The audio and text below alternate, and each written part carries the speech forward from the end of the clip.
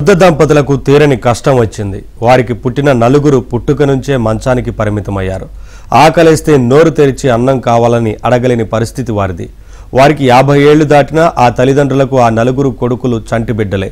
ఇప్పటికీ తల్లిదండ్రులే వారి ఆలనా పాలన చూడాల్సిన పరిస్థితి. వయోభారంతో తమ బిడ్డలు పడుతున్న అవస్థలు చూసి ఆ చివురుటాకులు తల్లడిల్లిపోతున్నాయి.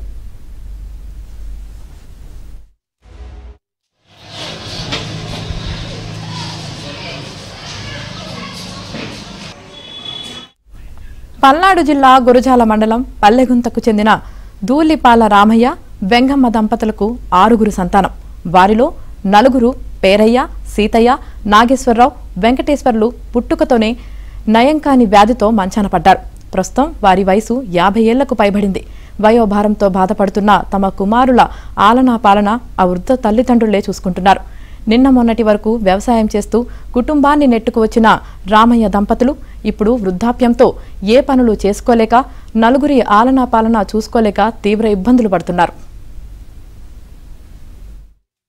మాకు 6 పిల్లలయ్యా, 2 కథ బాగున్నాడు, కడాలు పోయారు, మేము 9 పనికి లాంటి పిల్లలు, ముసలోళ్ళు 2 కలిసి ఉన్నాయ్యా.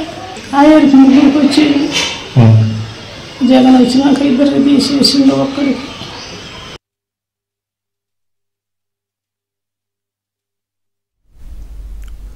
గత టీడీపీ ప్రభుత్వ హయాంలో సీఎం చంద్రబాబు ఆ కుటుంబంపై కరుణతో ఆ కుటుంబంలో 3కి పెన్షన్లు మంజూరు చేశారు.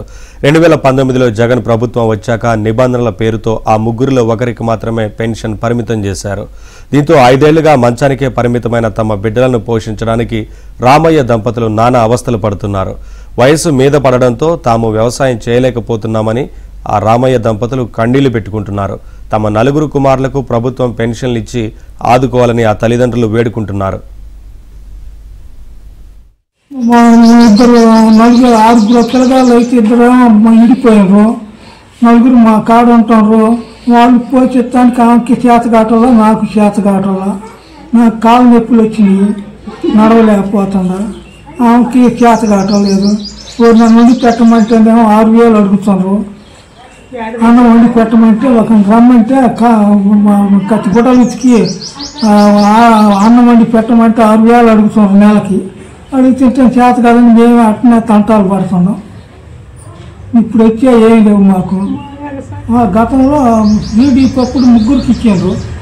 అప్పుడు తక్కువగా 200 అయితే 3కి ఇచ్చారు. టీడీపీ ఇచ్చారు. వీళ్ళు వైసీపీ ఇయ్యాల. ఆయన వద్దంటారు, వీళ్ళు వద్దంటారు, మనకు తెలవదు.